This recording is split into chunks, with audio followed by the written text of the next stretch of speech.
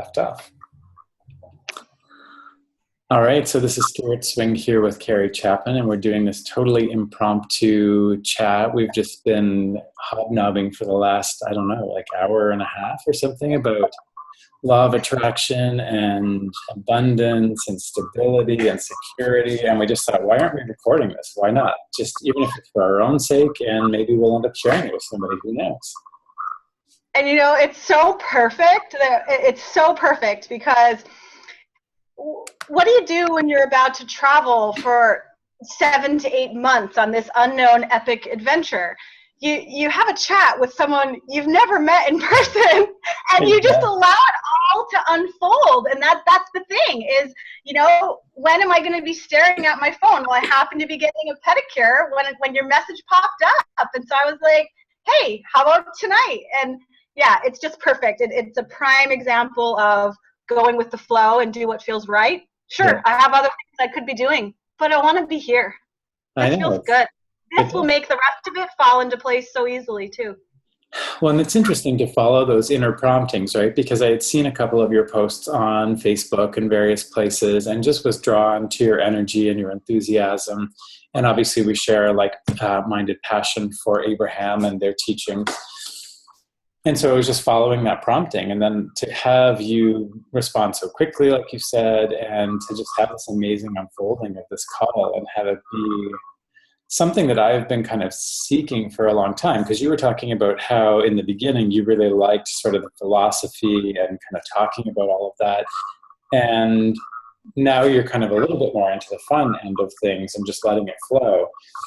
And I kind of find I ride that middle line a little bit, because I don't really run into a lot of people that love the philosophy as much as I do. And so they want to go off dancing and have fun, which is great. And I love that part of it.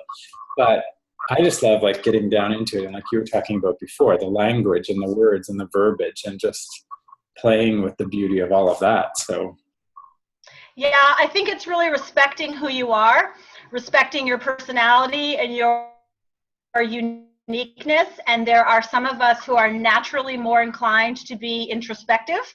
We have, you know, practiced a certain way of life, and that is our momentum.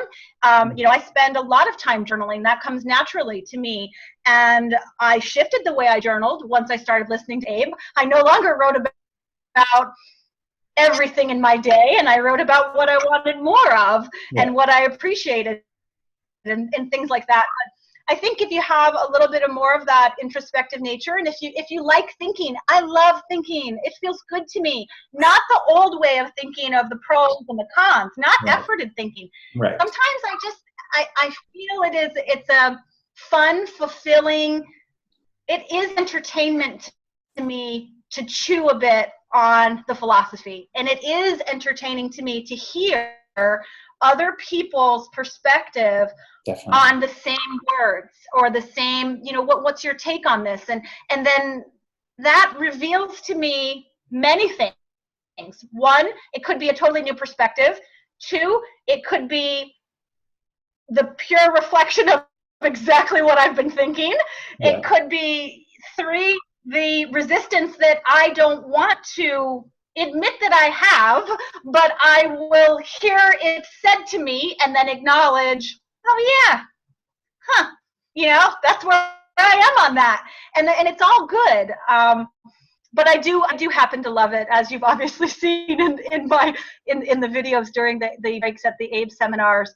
I absolutely love what is being offered by the entire production that is Abraham-Hicks.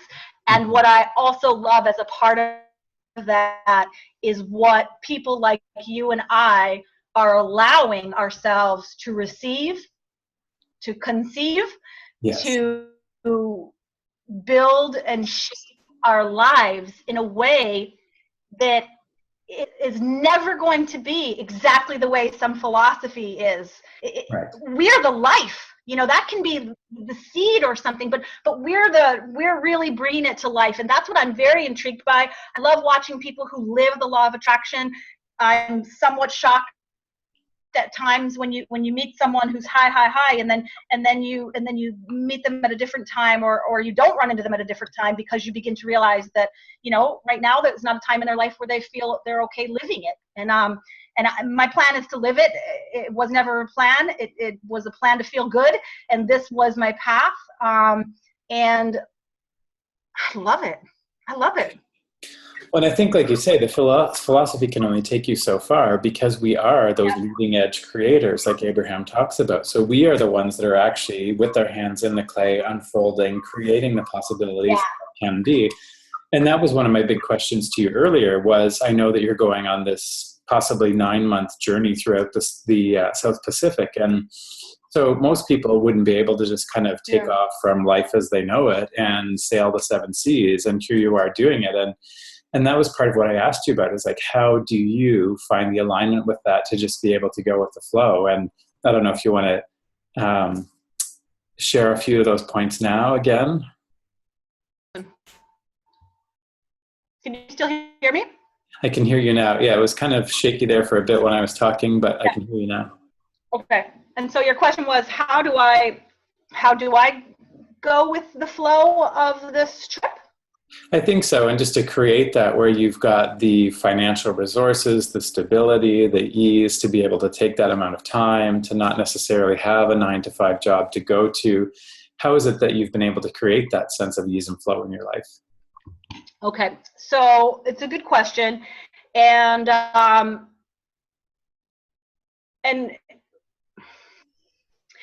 inherent in the question is a belief that those things were required. And so I don't believe that those, I should have written down your bullet points of your question. I don't believe that those bullet points are a requirement. And so therefore, that's what makes it easy for me, a little bit easier. I point this out simply because there will be people who will listen to this who believe that what was the word you used? Financial reserve, financial stability, financial. The financial ability, I guess, maybe to go for 9 months at a time. And Right, great. So for some people, there would be probably an amount that's attached to that, or I do get emails from people that say, how much does that cost? which is always fun. Yeah. And my answer is always, I don't know. That is always my answer. I have no idea how much this trip costs. Right. I have no idea. Right. I deal with minor decisions and massive inspiration. It's never really a decision. So there's always a minor moment, there's an impulse, there's a button click, some money goes here, some money goes there, so I have no idea how much anything I've ever done costs. Past probably like 2009. And so that feels great to me. Yes. Now, for someone else, that would feel like a crazy unknown monster type of feeling. And you know what? Both of them are fine. But so how does someone like me, or how do I line up with taking this type of trip and going with the flow? Honestly, it's amusing for me to even think about, because I have not been a go with the flow person for very long. And so that's what speaks to me, to the teachings, to the practice that is the law of attraction, is that don't ever think that something takes time. You can be a not go with the flow person, and you become a go with the flow person in 1 second. In 1 second, when you've practiced going with the flow. And so the way that I have, practiced that is really allowing myself to feel the inspiration. And for me personally, for my journey, what that required was that I needed to slow down. I was moving way too fast in my life. I was doing way too many things. Yeah. And if there was an inspiration, I wasn't hearing it.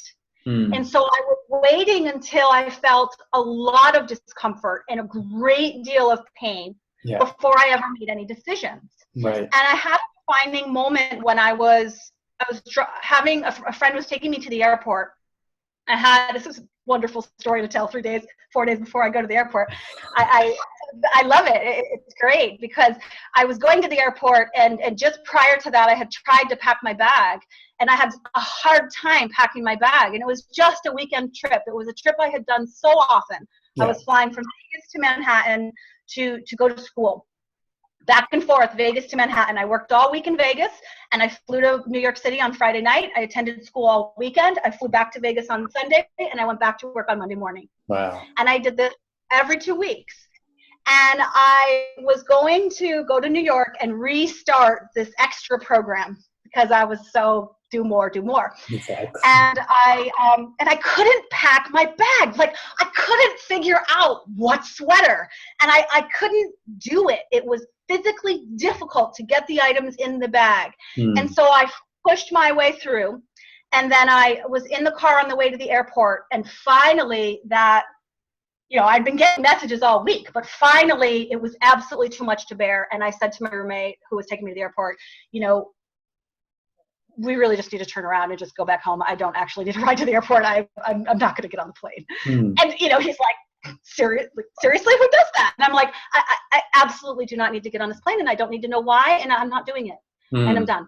And so we turned around and I went home, and I had paid a lot of money for the program, and it was non-refundable. That kind of shit bothered me at that point in my life. Right. That wouldn't bother me at all. That wouldn't bother me at all now. I know I might seem off topic, but it will come together. I love now that when you pay for a program that you don't end up doing, you did not waste your money. It felt good to you to pay for the program, and it felt good to you to think you were going to do the program. Yes. And there's value in that. Yes. And it's good to feel good. And so now if I buy a plane ticket and any ticket, and I don't use it, I don't lament that I screwed something up or that I made the wrong plan. It felt good to have that. Right. I just bought a plane ticket yesterday for the land cruise. It was just a perfect, beautiful, easy ticket. Yeah. Hardly any money. It was just hilarious.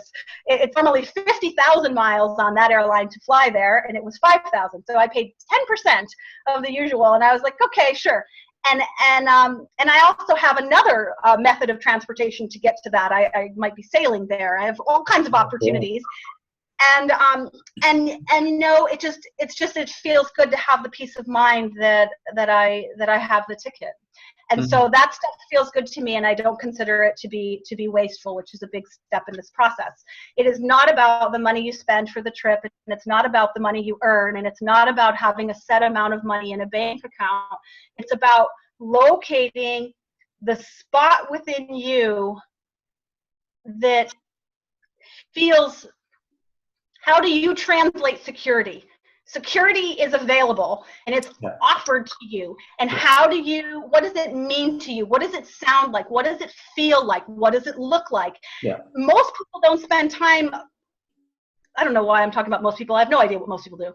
I often do not spend time thinking about the senses and the five senses and applying them to things that are important in my life.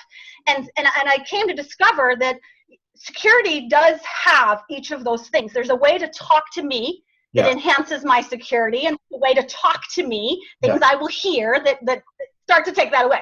There's a way for me to really engage in feeling physically secure. Yeah. Now, mind you, all of these are conditions, and I can feel my security no matter where I am and no matter what's happening. But I'm talking about the precursor because that's kind of the essence of the question. And so I began exploring during a previous trip long ago, what does it take for me to feel secure, and how much am I willing to honor that at all costs? Am I willing to piss off someone I love so that I'm true to me? Am I willing to buck the whole itinerary because I don't feel good? And I played around with this a lot, and I experienced, because of my own resistance, quite a lot of backlash.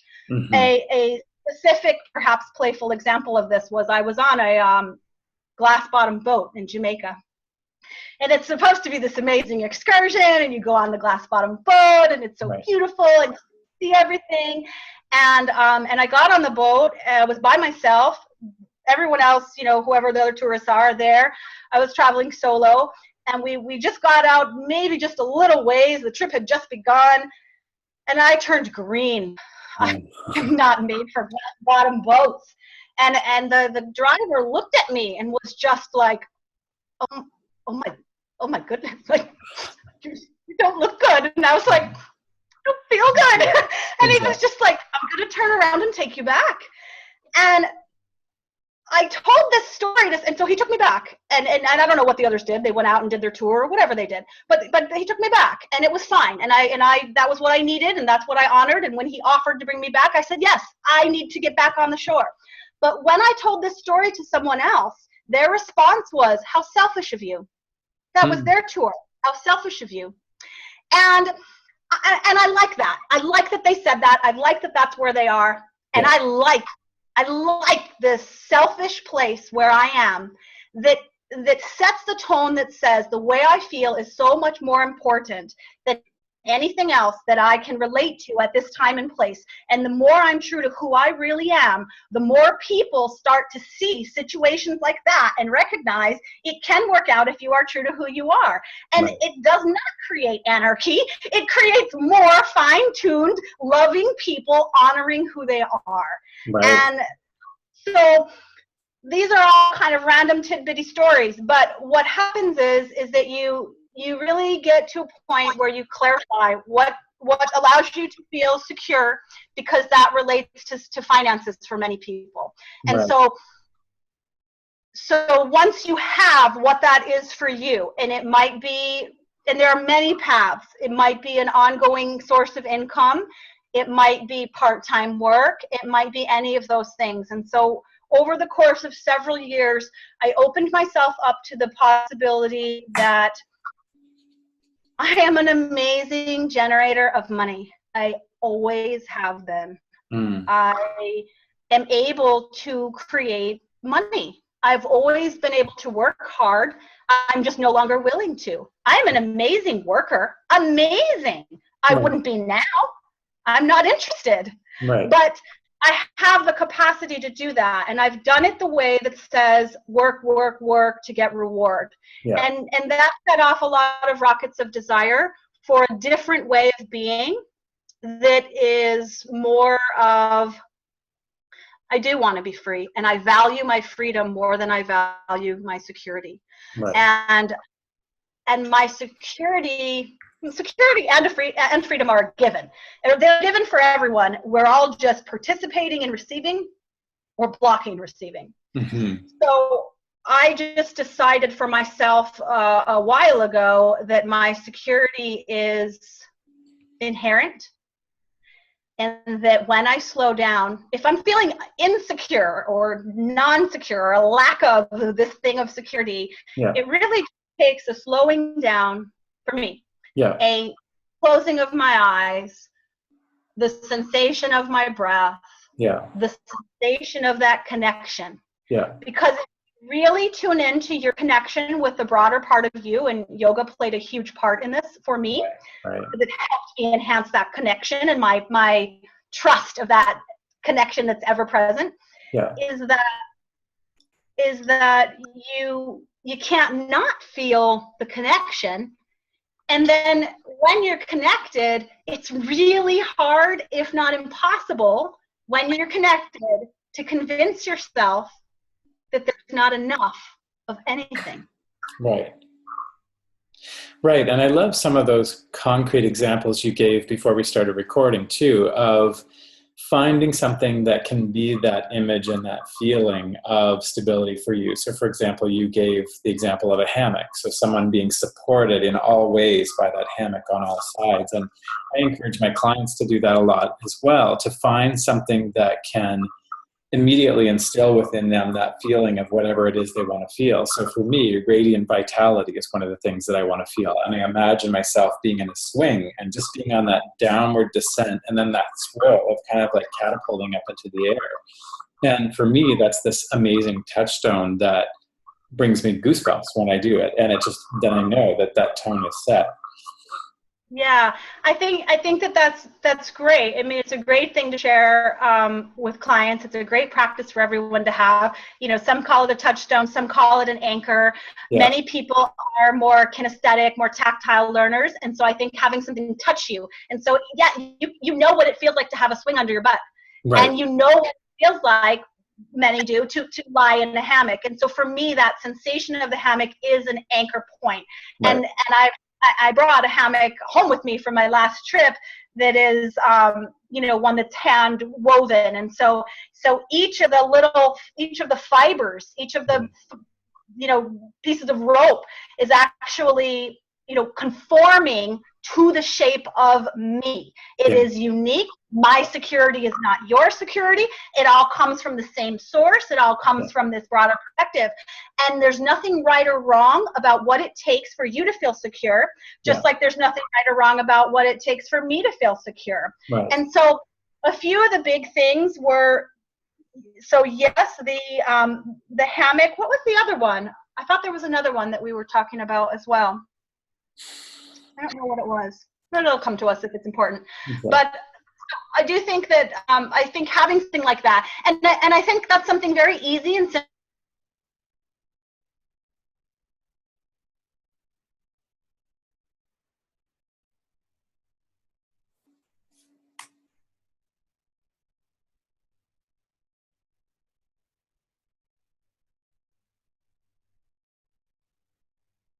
I think we may have lost you.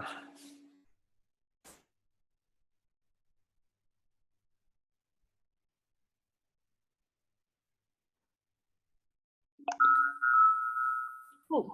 Back again. We lost you for just too much power there for a minute, I guess. I just zapped the system. Where did we leave off? We were trying to find the other example of security. We couldn't find that. And then you went on to say how each person's security is individual. So what's security for me is great, and what's security for you is great. They may be very different things, but they're both valid and to be honored, I guess, right? Yeah, and I think that's really important, and that's what really goes into, for instance, when people think about maybe a monetary amount, especially pertaining to travel or pertaining to their dream, like I know, if people are asking kind of how much it costs or whatever, or they're thinking, could I do that? They're kind of adding up these numbers. But the thing is that it really is, it's so different for each person, and there's no right or wrong in any of it. Right. But what I like to be able to share with people is to try not to get attached to any type of number. In other words, the feeling of a hammock is the feeling of being held and nurtured and supported and loved however you are in that moment. Right. But if a person gets attached to, well, if I have this much money, this is how I'm going to feel, and that much, this is how I'm going to feel, then what we had talked about before was that kind of stagnant energy of, or kind of it's almost a misconception that if this amount of money were in my bank account, I would feel a certain type of way. Mm-hmm. But see, the bank account is a container that's temporary. It's a holding point. So your abundance is coming to you all the time. It's being offered all the time. Some will argue and say it's not being offered because I don't get it. I'm not feeling it. But if we go with that, it is there and it is available all the time, and we're allowing it in. And one of the ways that it flows in is through things like paychecks or bank accounts, or however it is that you allow and conceive of money coming to you, inheritances, finding money, all the different ways. Yeah. And so the bank account itself is a container that is temporary. And so when people try to think of getting the money and holding it in their holding tank that's locked of their bank account, right, it's a block of energy. It's a stopping of energy. It's saying, money, I want you to come, and then I want you to stop. And you just don't say that about energy. You don't sit in your swing and swing forward and say, I want to swing high and stay high. Right. You don't. You let the swing go back and forth. You let the hammock support you swaying side to side. It's a movement of energy. Right. There's a consistency, and there's the security of that sensation that something is supporting you. And so there comes this knowledge that well, my personal choice of wording is that I'm fully funded by the universe. I'm fully funded. Everything I want to do will be provided for me if I line up with my desire for it, if I want it enough, if I clarify enough, if I'm specific enough, so that I'll know it when I see it. And I don't have to see it.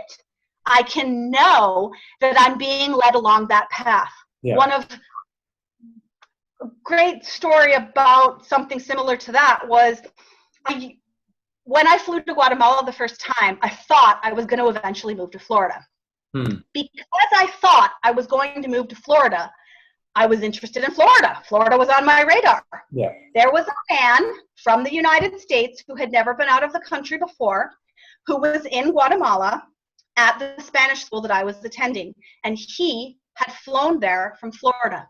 Because he had flown from Florida and Florida was on my radar, I chose to talk to him about Florida. Now, I've never moved to Florida. He doesn't live in Florida. He's in a faraway land and has traveled the world now. And the point is that there will be these little breadcrumbs. There will be these little tips. And when you've slowed down enough and when you're open to it and when you have a broad idea of, I don't really care how abundance comes to me. Any way it wants to come, I'll take it. And so if it means that I'm going to think I'm going to move to Florida so that Florida's on my mind, so that I talk to this person who I'm otherwise kind of shy. I know it doesn't make sense, but kind of shy, and I wouldn't have talked to him, then I'll take it every time. I'll take it every time, including if I had to buy a ticket to a class I never attended, if I buy a service I didn't go to, if I pay for this and change my mind. I will listen to myself all the time, and I will never think of it as a waste of money or a waste of energy. And that's what makes it all, that's the going with the flow that you asked about. It's applying it on all categories. All the time. Well, and I think like when you talk about that flow and you talk about the swing and going with that motion and momentum, and that the bank account can't be the stagnant place. The example that you gave before that I really liked was that if you reach this level where you have $2 million in your bank account because you think that's what abundance and stability is, if suddenly you spend $1 million or lose $1 million in the stock market, you still have $1 million, but you're resting in this place of instability and not enoughness, even though you're still a millionaire. So it's, the number is so inconsequential in terms of, or in relation to the actual feeling of stability and however you can cultivate that. Because in that place of stability, you can only attract stability from all points. Yeah, and to use your example, I'm going to be, a little bit of the law of attraction devil's advocate on that one, because someone will say, if you had $2 million and you took $1 million and you lost it in the stock market, clearly you were not aligned with having the $2 million. So that can happen, and it does, and it's no big deal, and you just manifest another $2 million and it's all good. But let's say you had $2 million, it's in your account, you finally got it. It feels so good to have $2 million. Then you spend $1 million traveling the world in the finest jets, the best of luxury, everything you've always wanted. Maybe you're one of the caviar lovers. Maybe you wanted this and that. And so you do $1 million trip of your dreams. You're still watching your bank account go down, down, down. And how does that feel? And so to some people, that doesn't feel good, and that's what they're focused on, versus the feeling of being luxurious on this trip, the feeling of how much you gain. There's so much more in the world than money. There's so many feelings that are part of abundance that don't have to do with the dollars. I mean, I don't even remember how many days ago it was. I watched 108 baby turtles come out of their shell and make their way to the water. Are you kidding? It was free. I didn't pay for that. But if there was an excursion on the ship that said to people, you will get to see 108 baby turtles, how much would you pay? Thousands of dollars? Okay, so I manifested that experience straight out. I just didn't waste my time on a middleman where I have to pay somebody for the experience. And so for me, oftentimes money and bank accounts are middlemen. Yeah. I have a life I want to live, and the life I want to live is free, and the life I want to live involves travel. I want to feel the world. Yeah. I don't care a lot about seeing things. I don't care about museums. I'm not great with buildings or architecture or history. I want to feel the essence of that place. I want to feel the vibration of it. I want to see the natural beauty. I want to be near the animals. I want to feel it. Now, I could buy that with $1 million. Right. Sure, I could.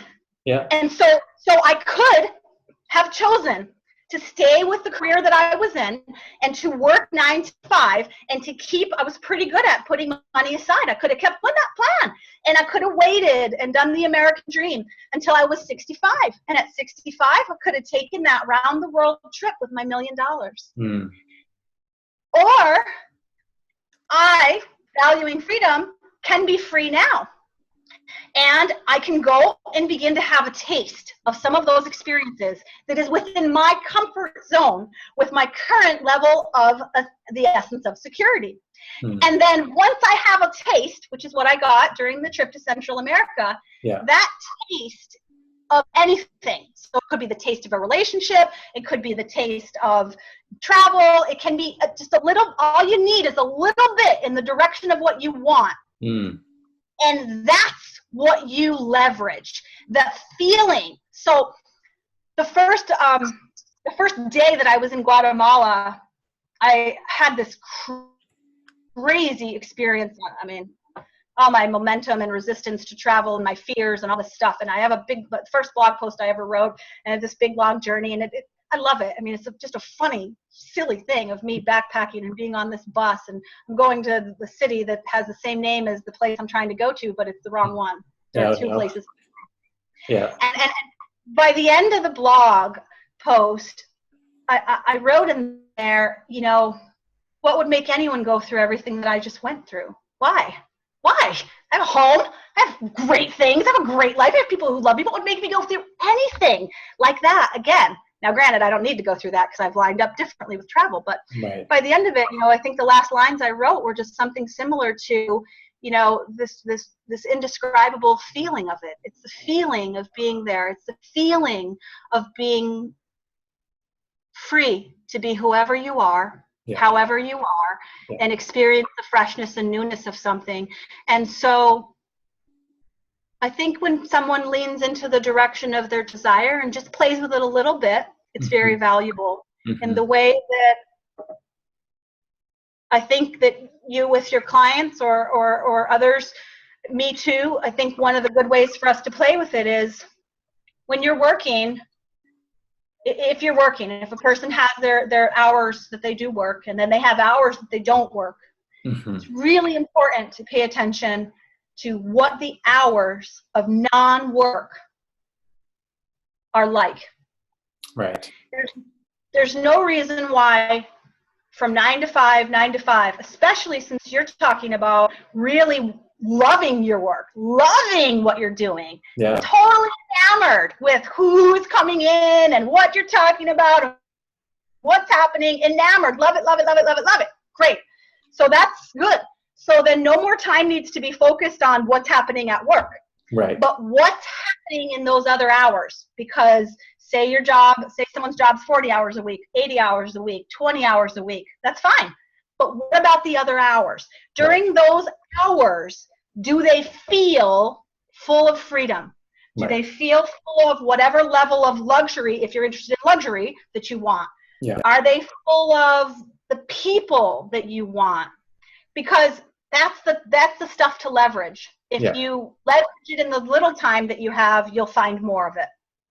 And for people that are just starting out on this path and maybe don't feel that immediate abundance or feel like they don't have the funds to spend on these luxurious experiences, that can start in simple ways, right? Like it can be as simple as allowing yourself to take a walk in the middle of the afternoon and to enjoy, like you say, the abundance of clouds in the sky, or the birds are flying around, or the abundance of flowers.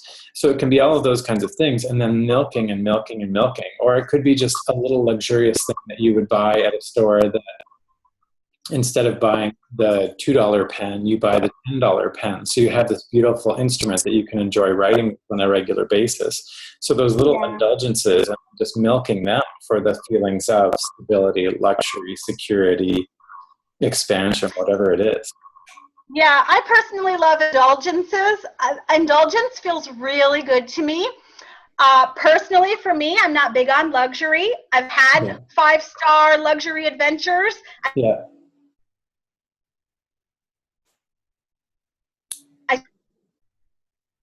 As much as other things do.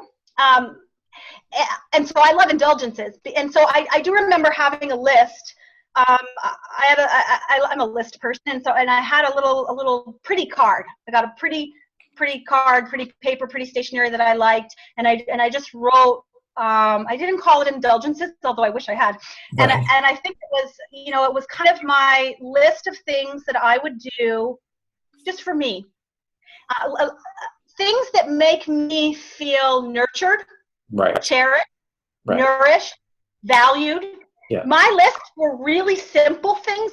I had a list that went from something that would conceivably free to something that maybe, cost some money. And that way I could always do something on my list no matter where I was in terms of monetary standpoint.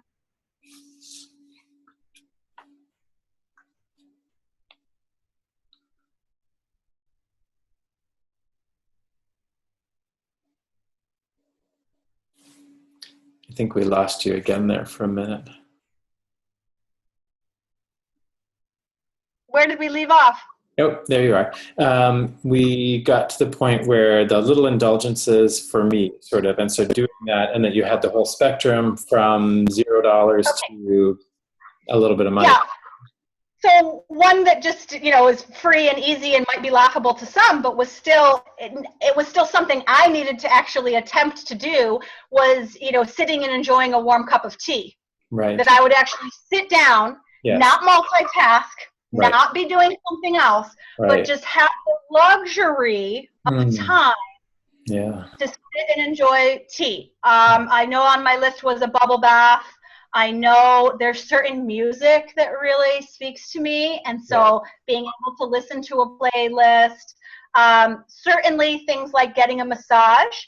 And in my readiness for that first big trip, I don't know how I found this company, but it all just gets presented to you, right? I found a company that would come to your house, give you a massage.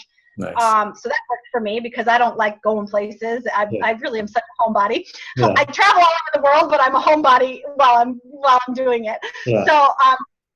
So not having to drive after I'm so relaxed from a massage is really luxurious to me, rather than the spa experience, for instance. And so they were willing to come to your house. They had some kind of special. I bought so many of their gift certificates. I was paying next to nothing, and I booked it so that they would come and give me a massage every week. Nice. And I think it cost me $25 each week. I don't know how that happened. I did generously, but anyway, so I did little things like that. I have a lovely history. I have a lovely life experience. I have a life experience that involves hitting the ground running and learning right away what the bottom of the emotional guidance scale feels like. Right. And I got to teach myself how to find my way up. And so things like going to a chiropractor were important for me. Things like going and getting massages or having someone massage me was important to me. To physically allow my body to feel better and for me to feel better in my body was huge. And these things might not seem related to money or finances or freedom, but they are. Definitely. They are. Yeah.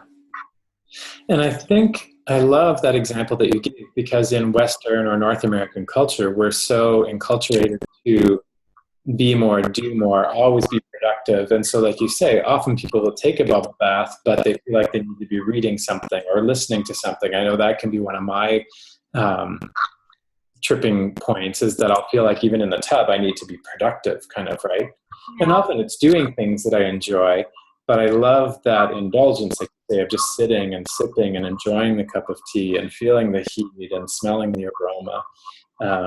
And that again kind of relates to your yoga background and even like Buddhist tea ceremonies and just really being in the moment, I guess, right? Being in the moment, exactly.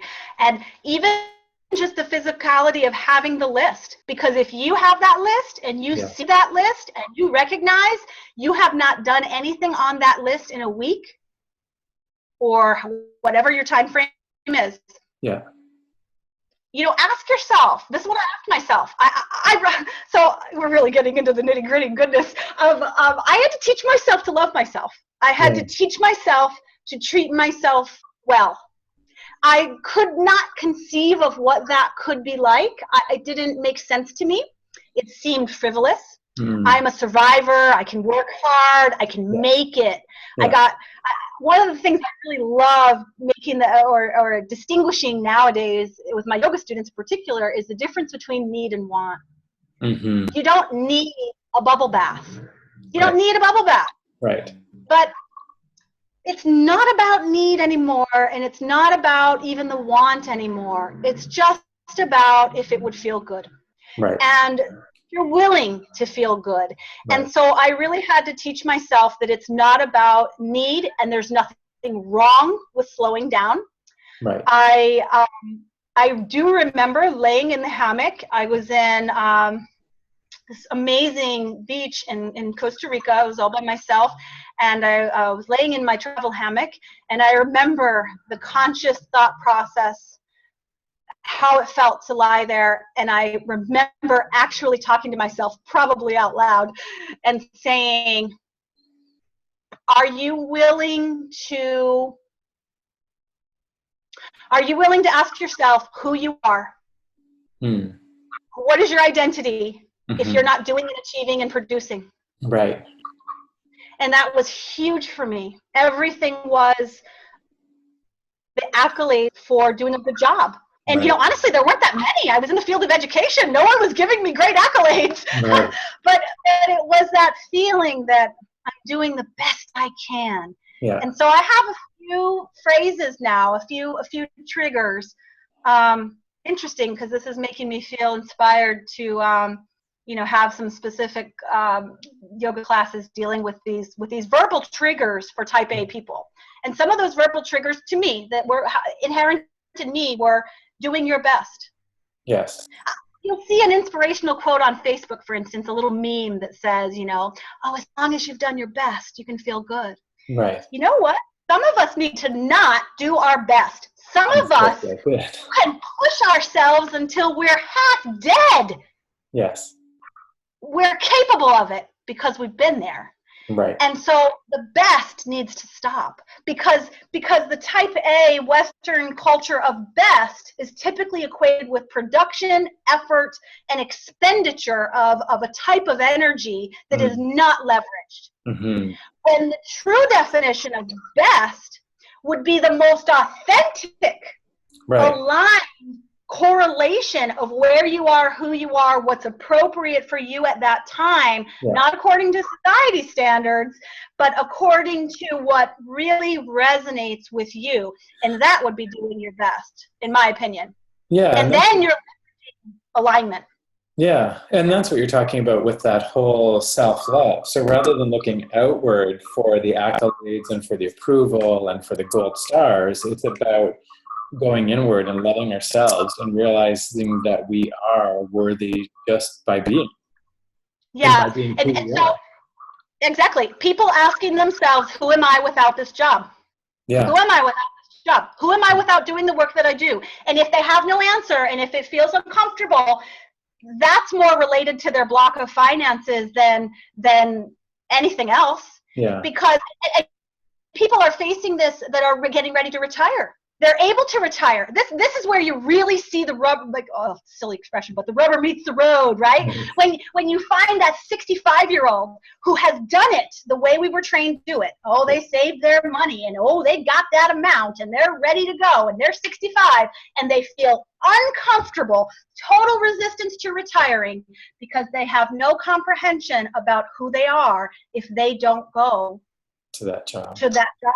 Right. Or if they don't serve their clients, or if they don't contribute. I had a big period of time in my life where I had to grapple with the word contribution. Mm. You know, I think someone said to me, like, well, what are you contributing then? Mm-hmm.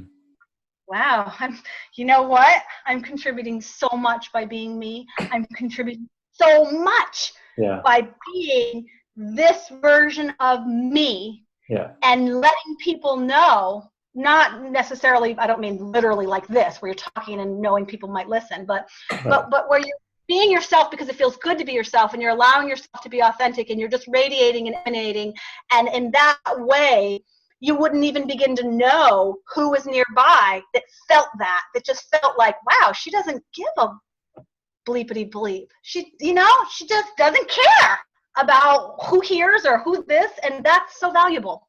Yeah. Yeah, and we've all been, I mean, to use an old example, and we've all walked into a room where an argument has taken place, and you can just cut the energy with a knife because that energetic imprint is there. And so by you being authentic and being true to yourself and your desires and your happiness, that's leaving an energetic imprint that is benefiting the world, even though that's not your core intention. Your core intention is to benefit you and to be happy.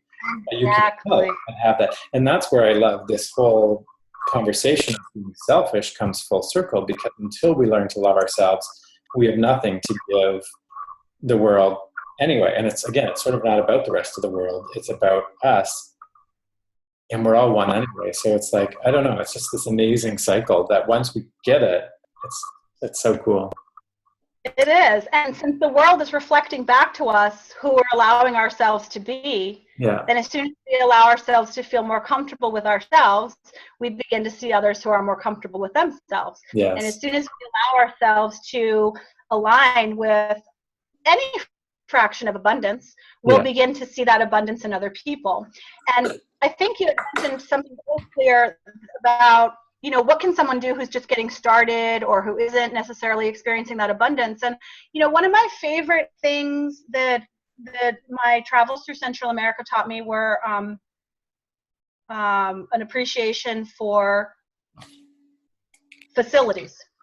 Yes. I really appreciate running water in my house. Yes. And I know not everybody has that, and I know some people nowadays don't want it. They're moving back to, kind of farmsteading and things like that. Yeah. But so I really appreciate running water. Running water is an example of abundance. There is abundance. There is so much ease that I turn the knob and there it is. Yeah. And I really spend time.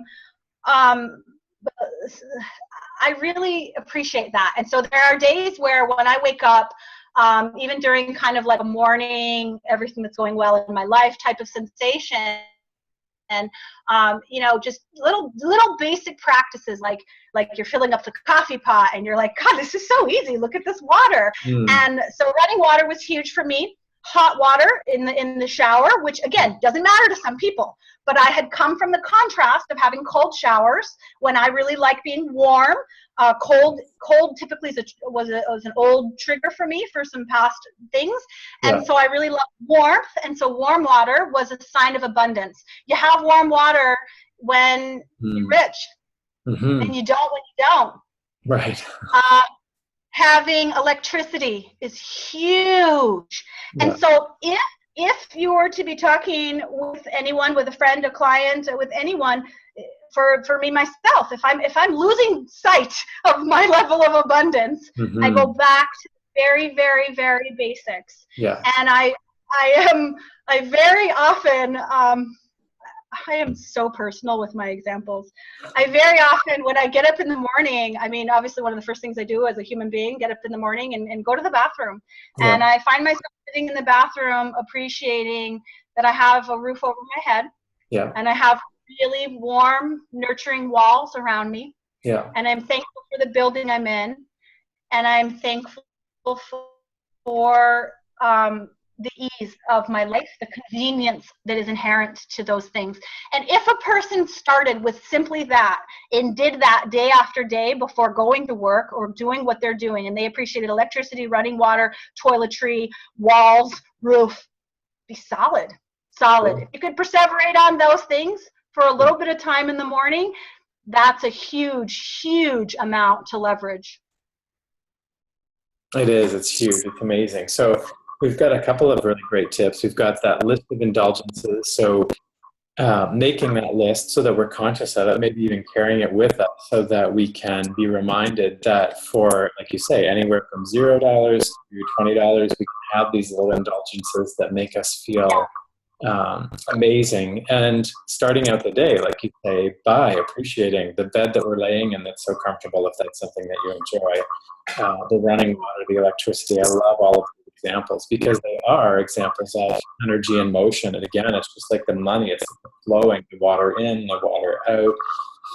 Yeah. And just such a good reminder of how much abundance surrounds us at all times.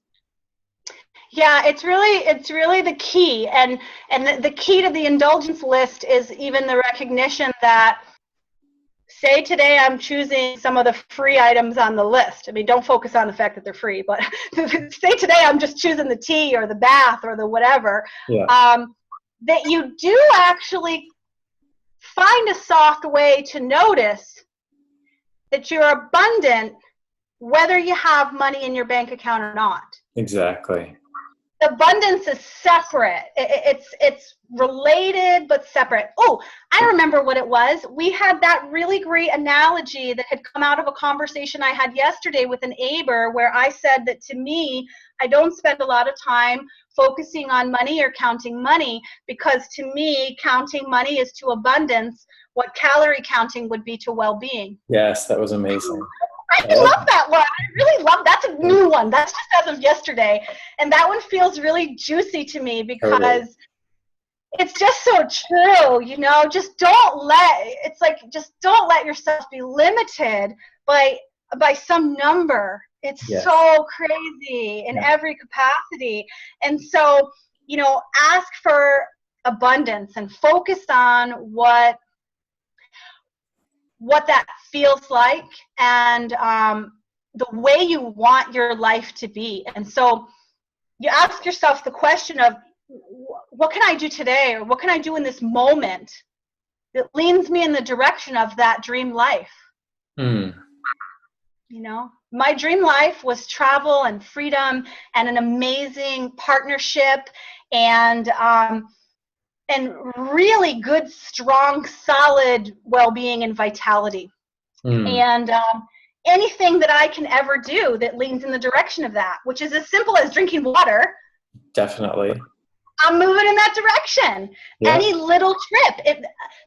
Since I'm so travel focused, there are people who will say, well, if I had money, I would travel. You know what? Then this weekend, take a road trip to a place that's an hour away and act like a tourist and go see places and take photos and do whatever you would do if you were traveling the world, because going an hour away from where you are is traveling the world. Definitely. Everywhere we are is amazing. And so you really leverage where you are, and everybody's in a great place, even if they don't feel like they are. If they reassess, they will know that they are. Right. And even if you don't have the finances or the car to travel an hour, it's like, see your city as a tourist, or see your neighborhood as a tourist. Go out with your iPhone and take photos in a different way, whatever you have. Just like you said, go to the park, take that walk. Exactly. Yeah. Exactly. So you just, you know, I really am not a fan of that ever popular phrase, fake it till you make it. I'm not a fan of that at all, because I'm so interested in authenticity. Right.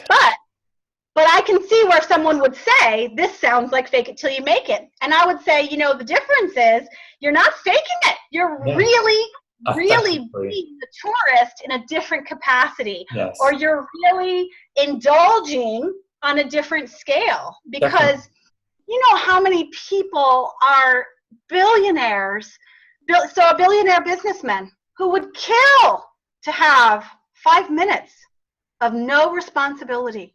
Drink that tea or do a shot of whiskey or whatever the case may be. Exactly. So you really begin to see that there's abundance everywhere. And for me personally, I learned that my value base is very much strongly rooted in freedom. I really value freedom, and that I really value having an abundance of time, so that when the inspiration comes, I can act on it. Now, if I was so scheduled the way I used to live, there's no way I could have taken this call with you tonight. There's no Right. way. Right. But I have my own level of balance with how much I'm willing to put out and how much I need, by myself. Yeah. And so a lot of that energy flow, I pay a lot of attention to energy flow in terms of socially, what I'm putting out expressively and what I'm rejuvenating. All of these things are the same topic. Yeah.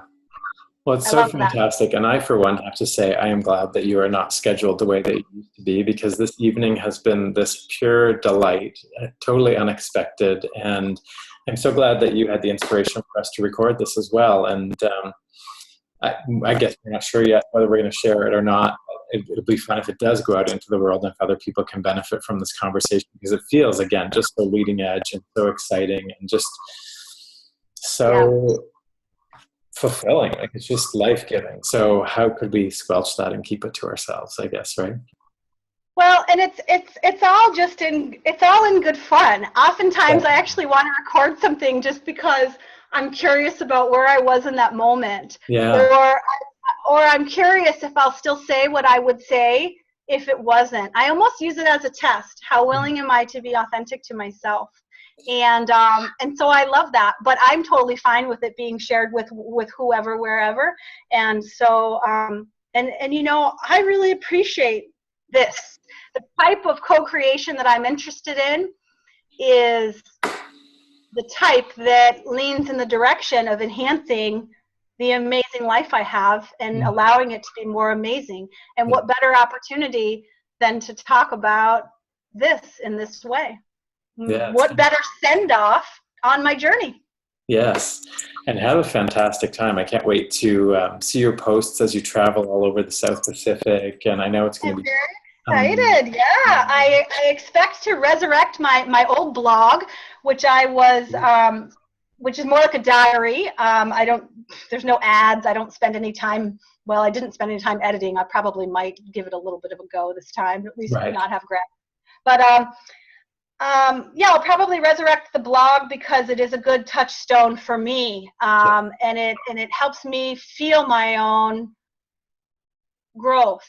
And a part of that is I remember a time when I didn't want the blog to be read by my new Abe community because they would see how misaligned I was while I was traveling. Right. And now I'm like, look at what I was doing and then the results I was getting.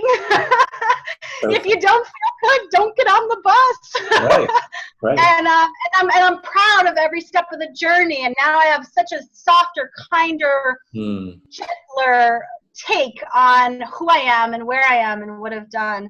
And so I do expect to post the blog on Facebook, and we'll see what happens. Ultimately, what I would really love and I feel called to do is share some of how I've incorporated law of attraction with verbiage, with a yoga practice that's really loving and gentle and nurturing and soothing.